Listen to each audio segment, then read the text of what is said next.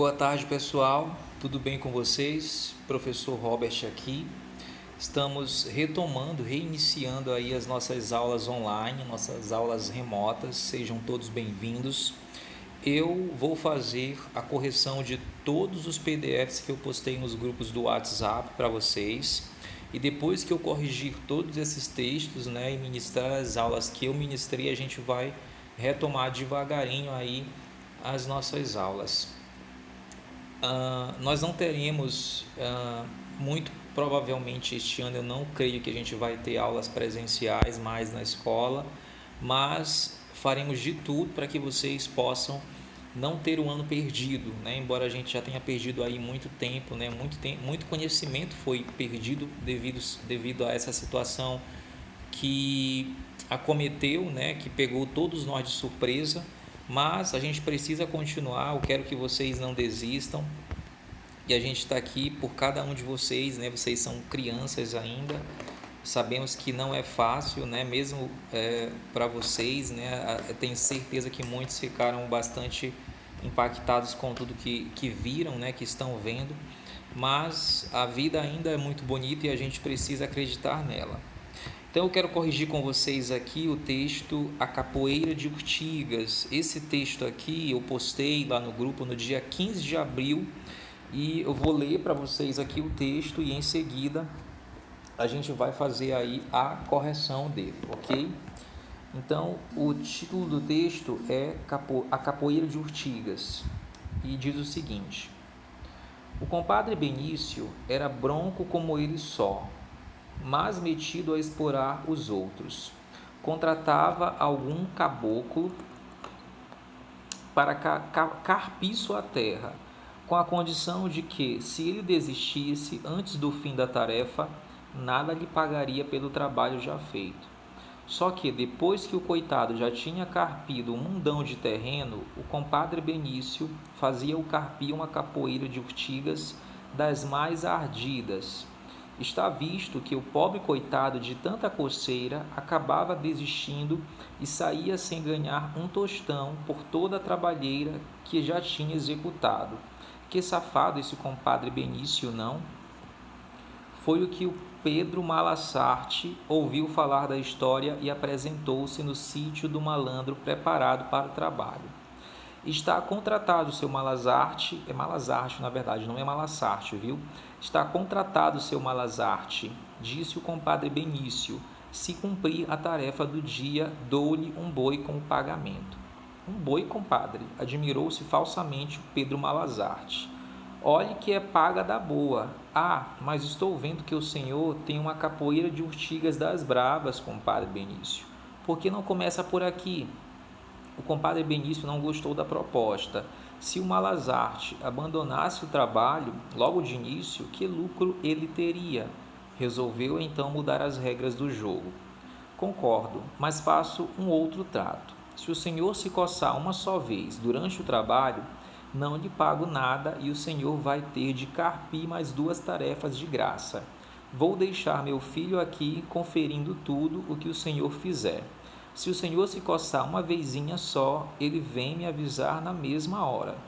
Malazarte pegou o enxadão e pôs-se a trabalhar sob os olhares do filho do compadre Benício, um rapaz sonso como ele só. Quando não aguentava mais de vontade de se coçar, voltou-se para o rapaz. Diga-me uma coisa, seu moço. O boi que o seu pai vai me dar é um que tem uma manchinha aqui na orelha? E apontando a orelha, Roque, coçou-se com gosto. Na orelha, o sonso do rapaz nada percebeu, na orelha, o sonso do rapaz nada percebeu. Na orelha não tem não, senhor. Mais um pouco, e com vontade de coçar as costas, o caipirinha perguntou: mas não é esse boi que tem um malhado aqui na cacunda? Ok, pessoal, esse texto aqui é uma história, é um conto, É uma narrativa, na verdade. Vocês percebem aí que existem personagens, que existe um espaço onde eles fazem esse diálogo, essa conversa, existe um enredo e existe também um narrador, ok? Então vamos aqui às questões. E à medida que a gente for respondendo as questões, a gente vai fazendo o melhor, nós vamos fazendo o melhor entendimento do texto. Questão 1. Segundo o narrador, o caboclo contratado pelo compadre Benício acabava desistindo de carpir a capoeira de urtigas, pois... Então, aqui no primeiro parágrafo, a gente tem o seguinte: ele fala que o compadre Benício, ele contratava um caboclo, né, para fazer a capinagem aí da terra, e depois que ele tinha já feito todo esse trabalho, né, tinha capinado um mundão de terreno, o Benício fazia esse caboclo carpir uma capoeira de urtigas das mais ardidas. Eu acho que todos vocês conhecem aí a folha da urtiga, né? Aqui na Liberdade tem muita, né? Algumas casas têm muita urtiga e se tocarmos nessa folha a gente fica com a urticária, né? Que é uma coceira, que é uma alergia que pode fazer muito mal à pele. Então, a resposta aqui dessa primeira questão é o seguinte, né? Esse caboclo desistia porque, né, essa urtiga, né? Essa planta, ela causava coceira, né? E aí fazia ele acabar desistindo aí dessa tarefa. Então aqui a resposta seria: as urtigas de tão ardidas causavam-lhe muita coceira. Ok? Então a questão 2 é o seguinte: o narrador expõe uma opinião do trecho. Qual é a opinião que o narrador expõe? Ele fala o seguinte, né? Ele diz assim: que safado esse compadre Benício, não? A gente pode observar isso quando ele fala assim no texto, ó. Então, vocês observem aqui que nesse primeiro parágrafo nós temos o narrador falando, conversando aqui com a gente, né? Aqui ele fala que o compadre Benício era uma pessoa grosseira, né? Ele era bronco, que ele contratava esse caboclo para carpir a terra, e ele ainda impunha uma condição para esse trabalhador, né? Que ele não desistisse antes do final, né? Que ele só ia pagar depois que ele terminasse, mas depois que eles tinham capinado tudinho, ele ainda fazia eles capinarem essa capoeira de urtigas, né? Que causava aí essa coceira tremenda nesse pobre coitado, né? Que o narrador chama aqui de pobre coitado do trabalhador.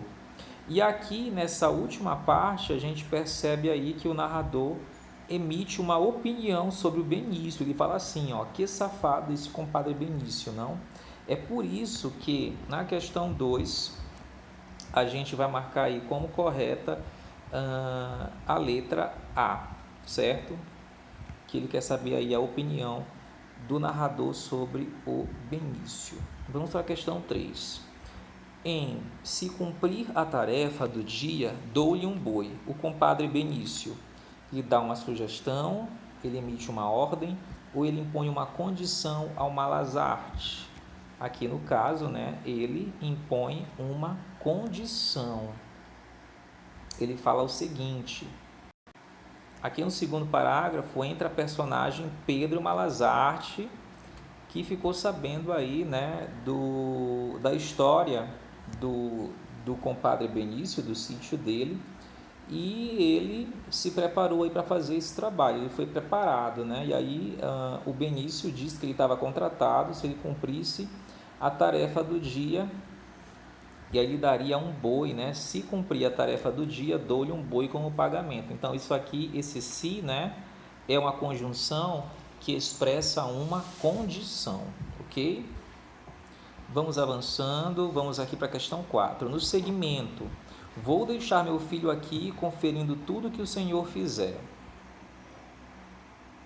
A locução verbal destacada exprime um fato futuro, por isso equivale a deixei, deixo ou deixarei. No caso aqui equivale a deixarei, porque deixei é o que? Passado. Deixo é presente, deixarei é futuro. Só que ao invés de ele usar o verbo simples, né, ele usou uma locução verbal. Vou deixar é formado aí por dois verbos, né? Eu tenho o verbo auxiliar e tenho o verbo principal, ok? Então, vou deixar equivale a deixarei.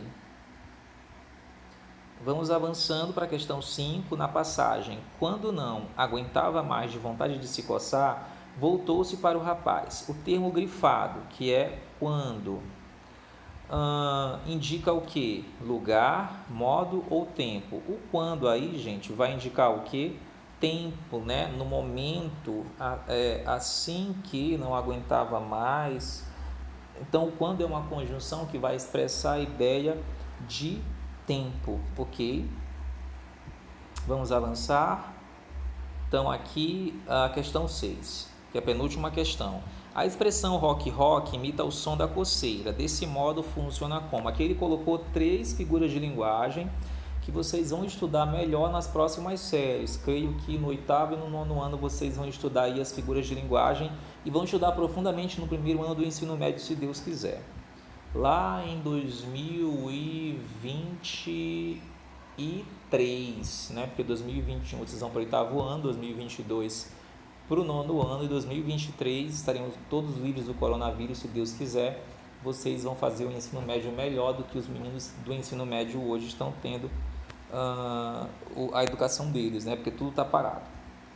Então aqui, rock é o som, né? Imita o som, rock,